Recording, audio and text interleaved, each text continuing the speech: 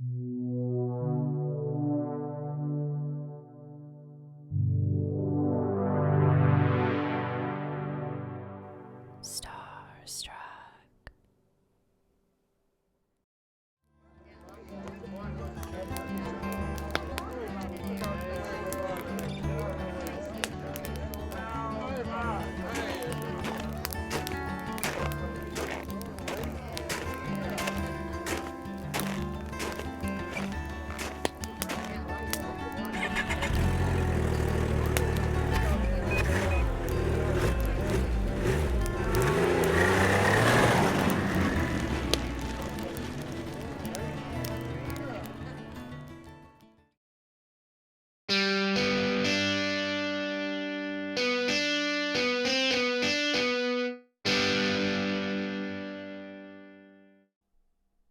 Well, welcome back to another episode of Joyride. And I think today we're going to be going on a pretty fun one. But at the moment here, would you agree it's very hot, Adam? I would say it's just slightly cooler than being on the face of the sun, for what that's worth. Currently here in Oregon and the rest of the Pacific Northwest, we're having a little bit of a heat wave. It's over, it was 102 last time I checked the thermometer, which is about 40-odd Celsius. And we're not used to that at all. Not even close. But the episode we're going to be doing today and the story I will be reading, I think will kind of offset that a little bit because it's got kind of a chilly vibe to it. And a welcome one at this point. Exactly. All right, you ready for this? Yes, I am. Here we go. So, crack the knuckles here. Our story starts in a frozen and mysterious land thousands of years ago. Archaeologists are fairly certain that humans began migrating to Scandinavia about 10,000 years ago at the end of the last ice age. Even though the ice age was over, places like Norway would still be covered with snow during the cold winter months. And there's no, you can't go into a heated house. There's no, central heating or anything like that. So, yeah. So, this is not fun. That kind of environment, it's amazing what we have on this planet, and yet it feels like otherworldly with those kind of conditions. Mm-hmm. So, consequently, trying to get to one point or another was very difficult for these ancient Europeans during the winter. With this in mind, these are probably the only people who have ever been able to genuinely complain about walking up the hill in the snow both ways. Oh my gosh.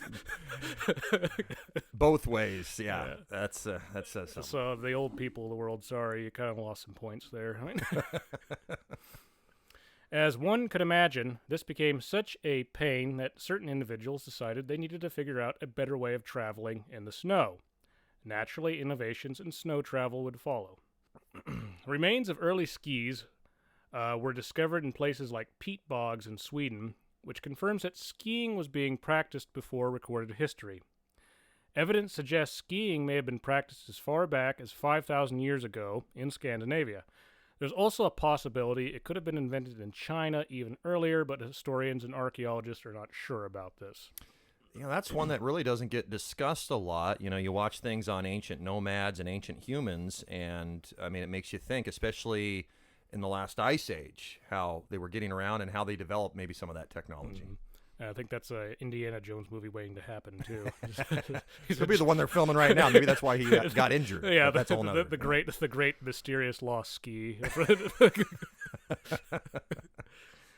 So, aside from skiing, another form of snow travel with ancient roots is dog sledding, which possibly developed in Siberia or North America around 2000 BC. In regards to those who did not use dog power, early skiing differed in the sense that only one pole would have been used to propel the traveler compared to two that skiers use today. But nonetheless, the foundations of what would become cross-country skiing had been laid down, of course, also known as Nordic skiing. Mm-hmm. So my kind of understanding was this is like, think when you're like punting in that canal in Cambridge, you get that one pole you're just pushing yourself across with. Making way. Uh-huh. So let's see if I Sondre Norheim, that's my best Norwegian, who lived between 1825 to 1897, is considered to be the father of modern skiing. He was a master of his craft and invented new forms of skiing and skiing equipment. He even invented the modern braces that cross-country skiers use today. It would not take long for intrepid Scandinavians to use their invention to slide dangerously down a hill on things that can only be described as a pair of toothpicks underneath their feet.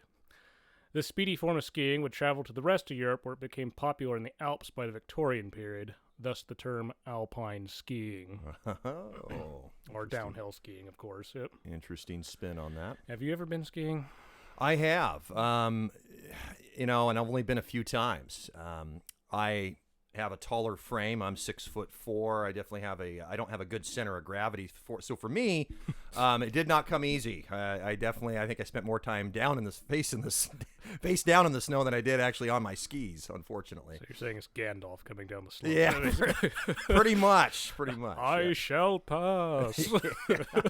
But I mean, I can see the attraction. I mean, it's a fun sport if you got the knack, and especially if you have the build for it. And needless to say, I mean, most locations are fairly scenic and lots of resorts to explore with that. Yeah, I never that have. sport. I never have like you. I'm a big guy too. I'm about 6'4", and just I don't know. Getting on ice skates, skis. I'm top heavy. I don't like it. Yeah, and I the same thing. Snowboarding is a lot like skating or skateboarding to a point, and I had the same challenge with that as well. But I can see the appeal for a lot of folks. I'd try cross country skiing for sure.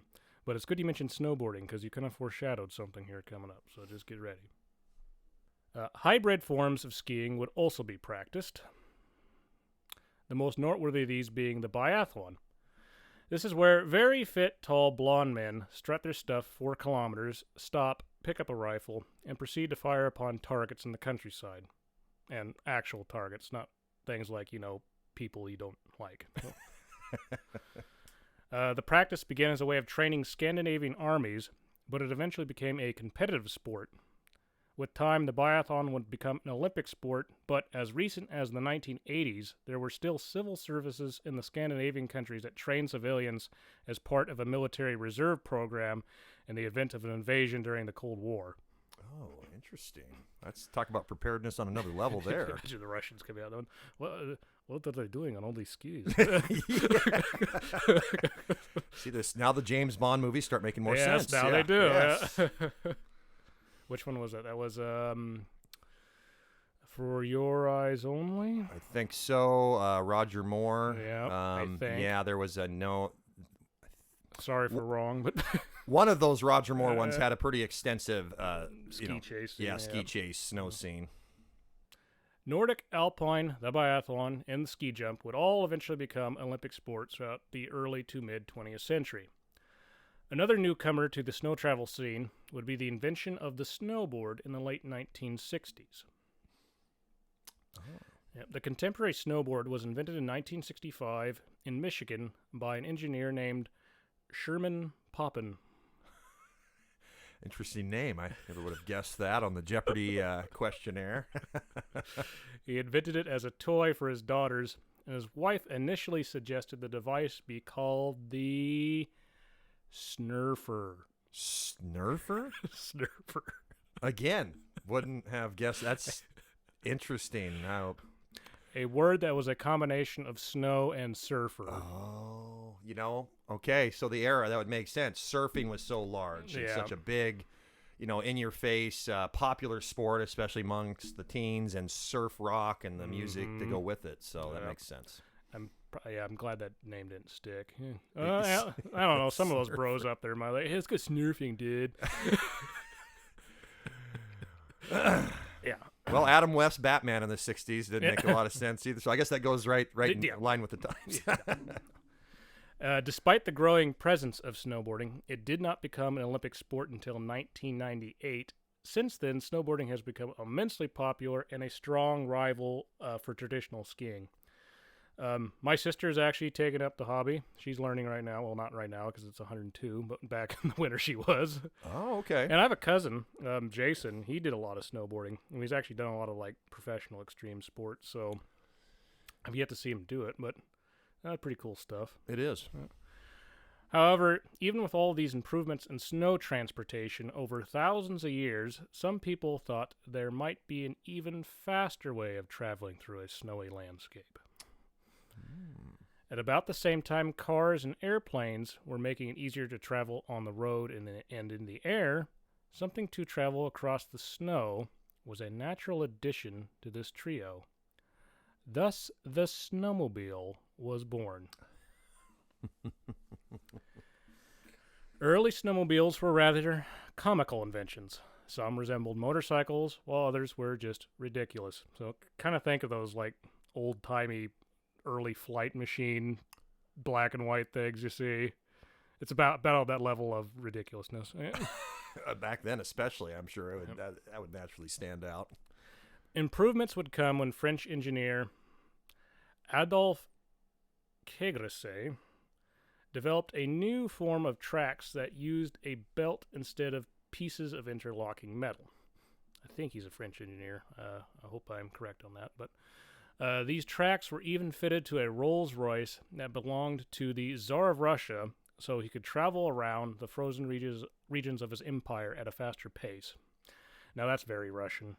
That's extremely Russian. It's very Tsarist, very Russian oligarch. It's just like, oh, look at me and my big snow rolls. Flipping off the peasants as he's driving by. Yes. It would also become common for Ford Model Ts to be fitted with tracks in the United States, which were used to a certain degree by the Postal Service in the Midwestern states. Oh, that would make sense. I have seen one. There actually was one. There's the Air Museum outside of Hood River. It's a cool place, a lot of different planes, but they have a lot of cars in there too. And they had a postal Ford Model T, and it had tracks on the back and skis up front. Oh, that is neat. I didn't realize they had one out there. I've seen pictures, I think, of that in books, but never one in person. Whether it be a Rolls-Royce or Model T, a machine tailor-made for passenger travel in snow had yet to be invented. But it was on the mind of an ambitious French-Canadian inventor. Enter Joseph Armand Bombardier. Well, and I'm sure for those listening, there's another little foreshadow. Just slightly. Yep. Bombardier hailed from the city of Valcourt in Quebec. Quebec, not Quebec. I'm aware of that if you're listening in Quebec. Canada is generally considered to be the father of the snowmobile. His invention to invent a new snow vehicle stemmed from an unfortunate chapter in his life. One day, his young son began to experience appendicitis, but this unfortunately also occurred during a severe blizzard. Because of the blizzard, Bombardier was not able to get to the hospital in time to save his son. Jeez. Yeah, that's a heavy one. Yeah. After the death of his son, Bombardier created what is considered to be the world's first snowmobile in 1935. It was a large track vehicle that could carry multiple passengers, so kind of think of a bus with tracks. Despite being for passengers, this vehicle was more akin to a Snowcat than a personal snowmobile used for recreational riding, in the sense we kind of think of it now. On that note, and closer to home here in Oregon, the Tucker Snowcat Corporation in the city of Grants Pass also has a long history of building snowcats. Tucker Snowcats were even featured in the film National Treasure starring Nicolas Cage. You remember those in the very beginning? Those I big do ones? now that you mentioned that. And I'd also like to point out this is not a callback to the last episode. This is not Preston Tucker. Preston the Terminator Tucker. He comes right at us, Snowcat. I'm back! Yes, that's good to make that distinction for sure. That's an industrial name, so I know it's attached to a number of items out there. That would be, I could see him doing that, just not giving up. Like, well, screw cars, I'm going to make snowcats now. But no, unfortunately, that's not the case. So, even though snowcats were a step forward in improving travel in areas with heavy snowfall, they of course are not very practical for personal use. This would all change with a small company originally based in Rousseau, Minnesota, that eventually would become known as Polaris. Whoa, here we go. Yes, here we go. Polaris was started by brothers Edgar and Alan Heaton. The company initially built farm equipment, and grain elevators were a prominent part of their business. The business did well, but the minds of the Heaton brothers were always somewhere else. They were both avid outdoorsmen, and this being Minnesota, exploring Mother Nature in the snow was simply a part of life. They would travel across the frozen wilderness of the Midwest on their own 2 feet, much like their Scandinavian ancestors, but they would not do this for much longer. David Johnson and some other employees of the company wanted to figure out a better way of traveling in snowy Minnesota, and since they worked for a farm machinery company, they set out to solve this problem by building a new type of machine. Since this new project would cost money and it had absolutely nothing to do with constructing farm equipment, the plucky innovators had to choose the perfect time in order to construct their dream machine. The time they chose was when Edgar left town for a business trip. Oh. It's like, is he gone now? The coast is clear. Let's do it. Without any adult supervision, the boys began to build their toy. To propel the vehicle, they did not use metal tracks, but instead decided to be resourceful by using a grain elevator track to propel their snow vehicle. Well, that's an ingenious spin. With the track method in place, the small problem of steering the vehicle now became the main question at hand. As early pioneers had already proven, skis were the best method of trying to steer in the snow. There was one problem, however. They had nothing to build skis out of. Being from Minnesota, these lads refused to be deterred, even though they had absolutely nothing to work with. Consequently, they used what they presumably had at hand. What might that be, you ask? A pair of bumpers sourced from a Chevrolet car. Bumpers. Wow. Of course, bumpers back then were 10 times the bumpers they are today. So we got a great elevator track. We got bumpers from a Chevrolet. I'm just picturing this thing in my head so right am I, now. just the imagery. Yeah. In 1953, they sold their first snowmobile to the bloke who owned a lumber yard who was locally known as Silver Pete. I bet that guy was terrifying. I would think that he was. They sold it to him for $465. Well, that's a lot of money back Which, then. yeah, and I did do the inflation on that. That's about $4,500 today. Okay. The machine that was built is now considered to be one of the world's first personal snowmobiles. According to legend, when Edgar returned from his business trip, he was not exactly happy the rogue inventors used the company money to develop something that had nothing to do with farm machinery. However, being the outdoorsman he was, he eventually calmed down and realized there could be a commercial potential for this recreational snow vehicle. During this initial period of the company, the Polaris factory used to be the town's local dance hall. It used to be, it was my understanding. I don't think there was can dancers in the background as they're putting stuff together. But, again, the era, every town, most little towns, even small ones, had a little dance hall. I can't focus. Quit dancing around my snowmobile. Yeah. I hope not. That'd be funny, though, if it was. That would be.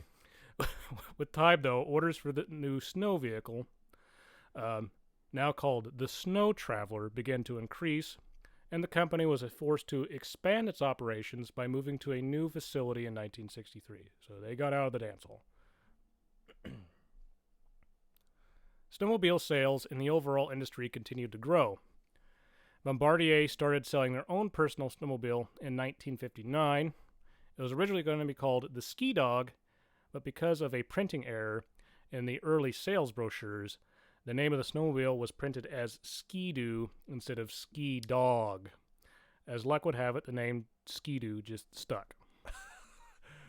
Printing error was a blessing in disguise. Yeah, that's kind of like when they're building. This had to have been the same thing when they were building the Leaning Tower of Pisa. You know, the workers go home one night to come back the next morning, the thing's leaning over. Maybe the boss won't notice. Yeah, we'll go with it. Back in Minnesota, Edgar led a 1,200-mile expedition across Alaska eventually that originally began in the town of Bethel in order to promote their new product. Even though the trip was a success, the team rarely was able to travel beyond 10 miles per hour. So it was not a speed demon. On an ironic note, since Edgar was routinely being late for various board meetings, the suits at the company began to tire of him not being there. For obvious reasons, Edgar and the board no longer began to see eye to eye. as a result, he would leave the company he co-founded with his brother in order to start another competing snowmobile company. Ooh. He would leave Rousseau to set up shop in the town of Thief River Falls, Minnesota. The new company was originally known as Polar Enterprises, but would eventually become known as Arctic Cat. Here we go. The first Arctic Cat snowmobile was nicknamed the Tin Lizzie, and both companies continued to compete against each other to this day. Now, this is kind of a personal note, but my family, I grew up snowmobiling, I think, as you know, and we always bought Arctic Cats. But the funny thing was, we did it so much growing up, especially when I was a little kid. I just thought just everyone did this. Just like everyone had a TV in their house, yeah, they had snowmobiles in the driveway or the garage. Yeah, and that's what he did. My sister was literally almost born on the back of one.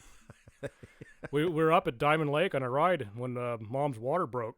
So threw the sleds back of the trailer, headed back into town, and not too long later, my sister was born. So literally in the blood. Yeah, and she was actually featured, her and my dad, they were actually featured in we took a picture, because it was only a couple months later, whatever it was, we were back on the trail, so my mom took a picture of my dad and my sister was a baby on the snowmobile, and it actually ended up in the Arctic Cat magazine. So, it did. Oh, that's a pretty cool send-off. Mm-hmm. As the years had passed, Arctic Cat became particularly famous for the success they experienced in snowmobile racing. This ranged from track-style racing as well as long endurance races that pitted man and machine in a battle of survival against the worst the tundra had to offer. Along with racing, another thing that has made Arctic Cat different from their competitors is that they have always designed and made their own line of winter clothing.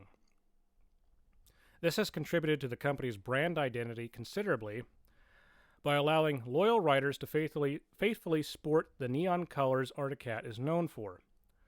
The clothing side of the company became so important that the iconic Arctic Cat emblem designed by Bill Nesk was actually designed for the garment division and not for the snowmobiles themselves. Oh, for the garments. Mm-hmm. This level of marketing eventually reached a point it was the size of a ship. Literally. This marketing effort occurred during a dealer show where a cruise ship was painted in bright Arctic Cat purple to mark the occasion.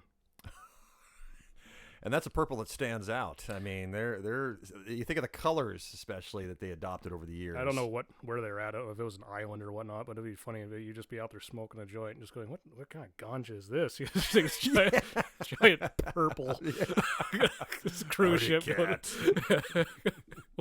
which is a snow thing too, which I thought was kind of ironic. It is. Additionally, like any good company, Arctic Cat used promotional films to promote their product. Now, when I was researching this, I found this commercial. I think it was from the 70s, and it was very 70s. It was this guy. Comes riding out in the powder. He stops, and these two snow bunnies, these girls, these little skimpy outfits, come over there and I can't remember exactly, but put their arms on his shoulders. I'm just like, that would not fly anymore. Oh, not even close. Yeah, you think about how some of those promiscuous little ads were back in the day, commonplace. And the Marlboro Man's right there puffing a cigarette away, right? Right. Off to the side. So. The crossover episode. Yeah. This high-energy vibe of the 70s would fuel the explosion of the new winter phenomena of snowmobiling. During the 70s and the early 80s, there were over 100 different snowmobile manufacturers in operation. I had no idea there was that many. Yeah. Even Japanese players, including Kawasaki and Yamaha, set up shop in the Midwest. Yamaha originally began as a piano manufacturer and continues to produce musical instruments to this day, but they're also one of the world's largest snowmobile manufacturers in the world. And they do. I mean, that's one, I can't say for today, you go out there, who you see more than others, but that's one I personally had experience with years ago, which we can get into later. But, Yamaha made an interesting sled, that's for sure. Mm-hmm. So that's a very diverse company. In one regard, they're making pianos for Elton John. And then snowmobiles for somebody over in North America. I mean, you think of how much stuff and electronic equipment. I mean, it's Very diverse. All right, you ready for this next little I'm ready. tidbit? John Deere, the heavy equipment manufacturer, even began to build its own line of performance snowmobiles in 1972, and the company's famous slogan, "Nothing runs like a deer," was not used for their main tractor division, but instead for their newly formed snowmobile division.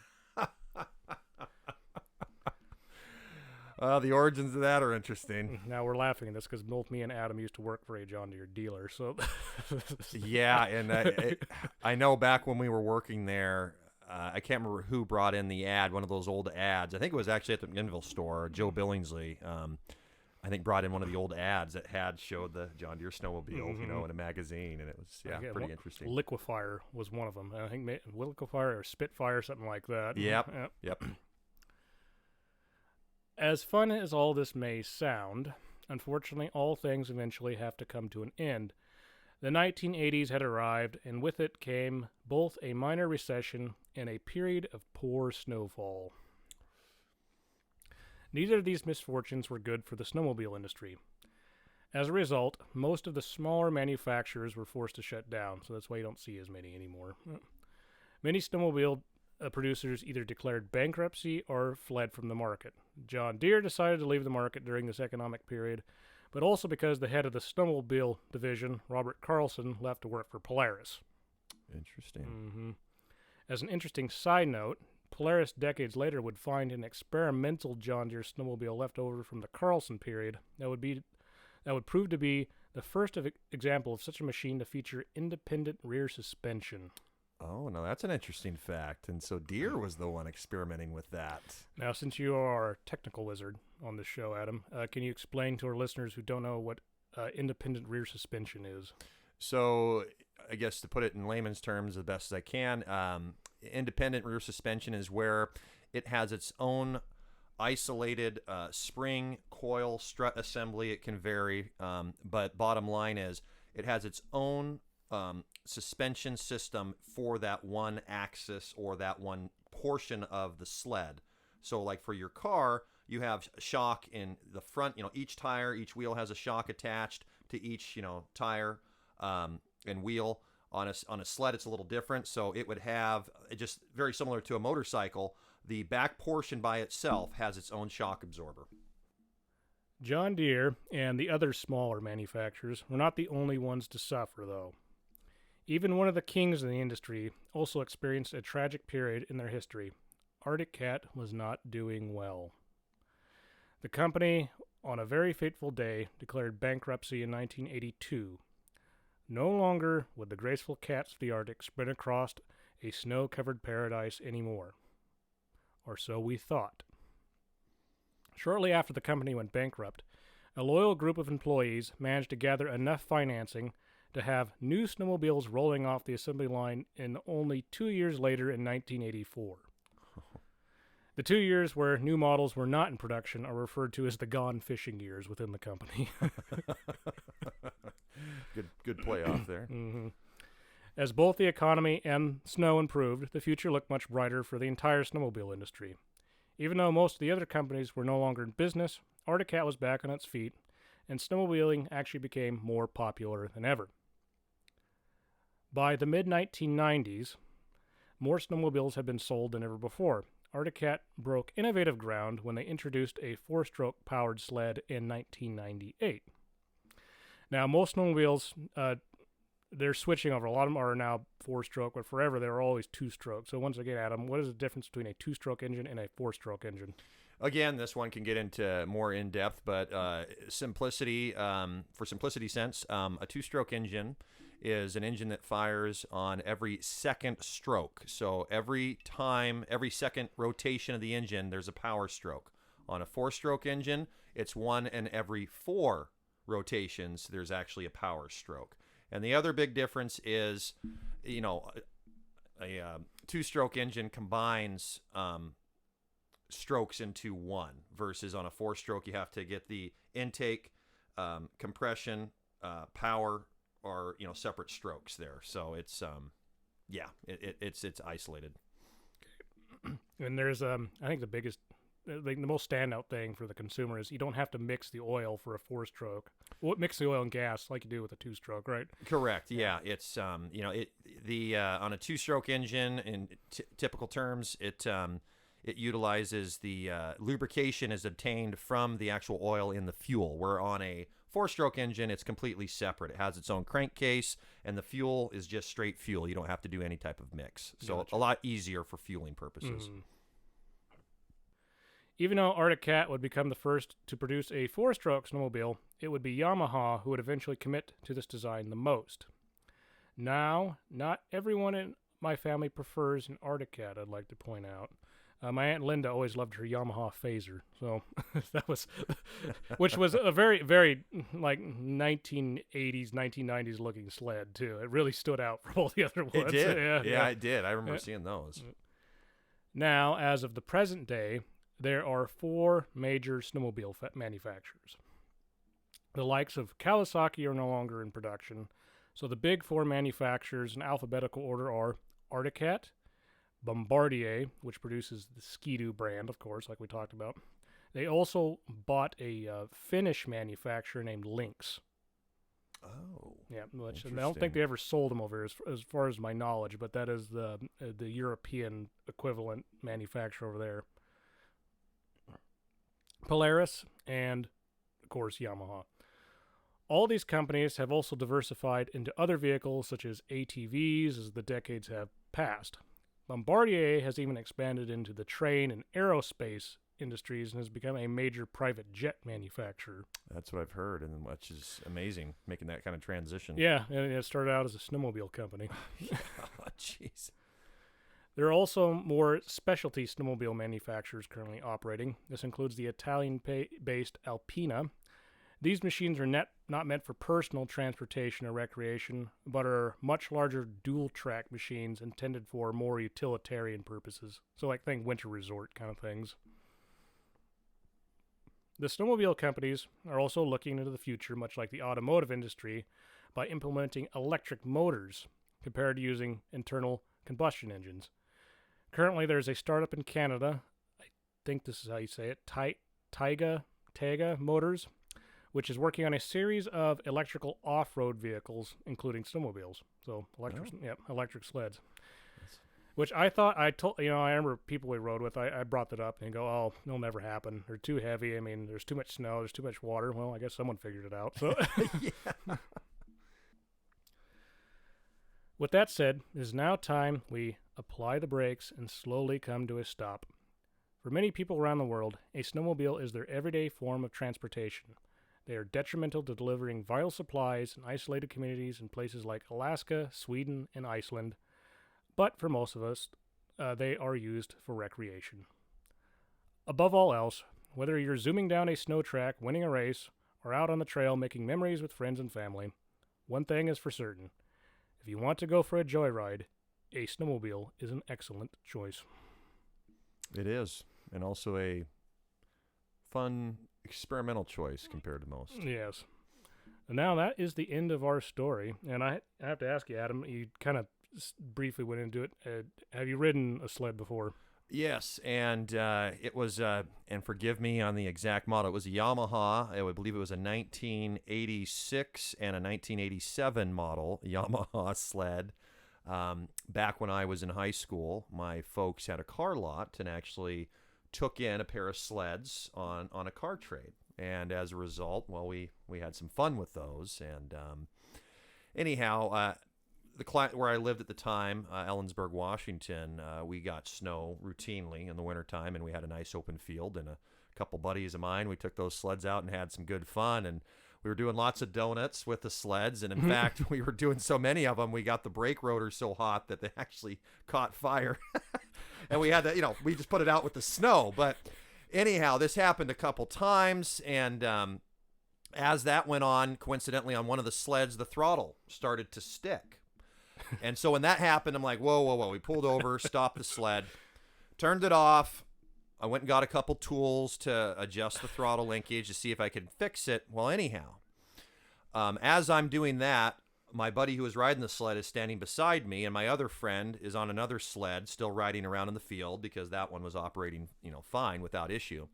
And so as he's riding around in front of us, about, I'd say 50 yards away, we're working on the sled. We fire it up, start tapping the throttle, making adjustments.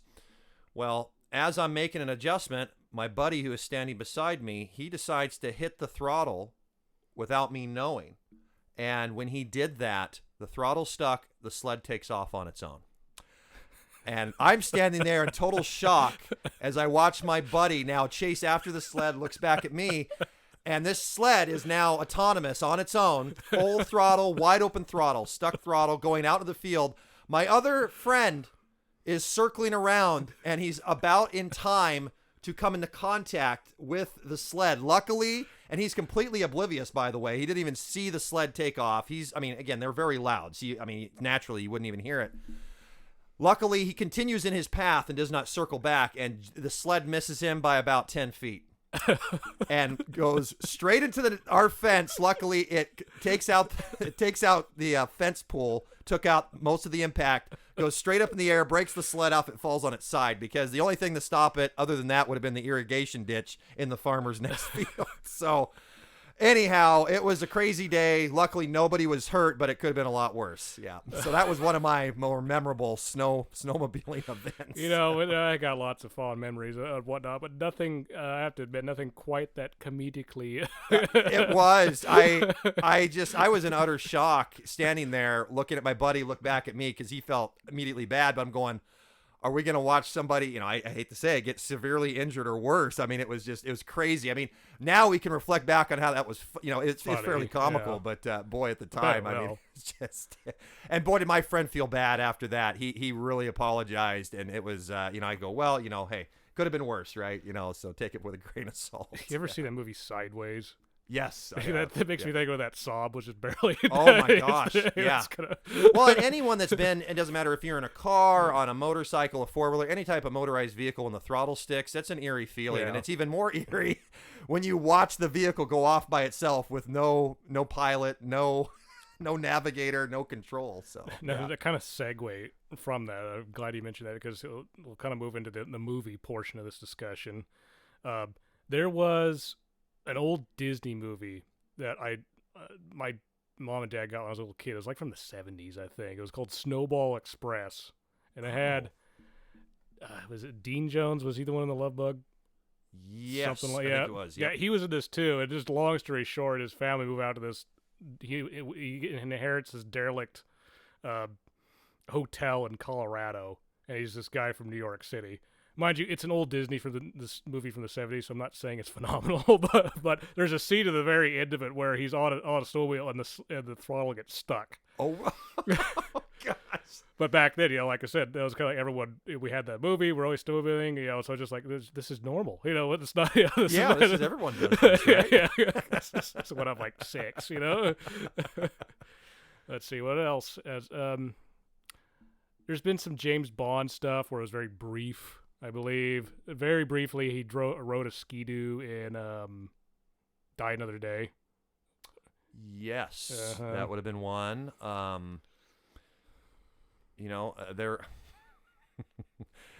There's a lot of Bond films. It's amazing now when you get onto some of these vehicle subjects of how often random things made an appearance like that in some of those films. It really is. Yeah, and of course you can't forget Grumpy Old Man. Oh, that actually had an Arctic Cat in it too. Well, that one was Arctic Cat. Yeah, okay. But yeah. So do you have anything else to add, Adam? Well, just on the side, it's just amazing, and we covered an interesting history and origin on the machine itself.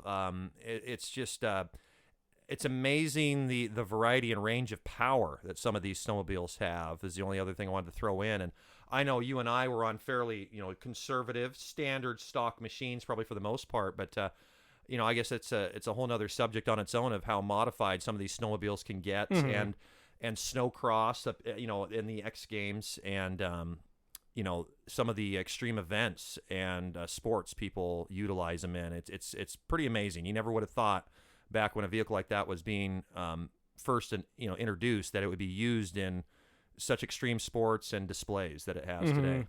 Actually, I had a fairly powerful sled. It was a 700 powder special, so 700 cc's. Oh wow! Big ones. I'm sure there's big ones are like well up to like 1,000 cc's, so 1 liter engines.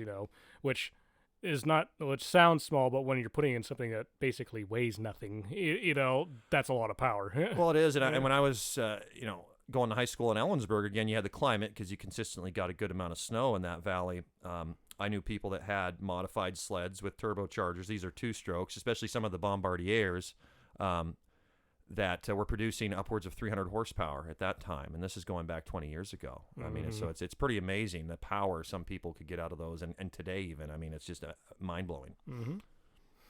Well, for our concluding statements, our next episode is going to be a car. We will be returning to that topic again, but it's going to be a very early car. And I'll give one small hint. It is not the Ford Model T. Ooh. Yes. And, of course, by all means, pass this on to your friends. Tell them about the podcast, why you like it. Also, give us a good review. We like good reviews, obviously. We're on Patreon. We appreciate anything you can do for us in that way in order to keep this podcast going. So, with that said, I think we're going to tune out, Adam. Well, till next time. Till next time. All right, everyone. See ya. Bye.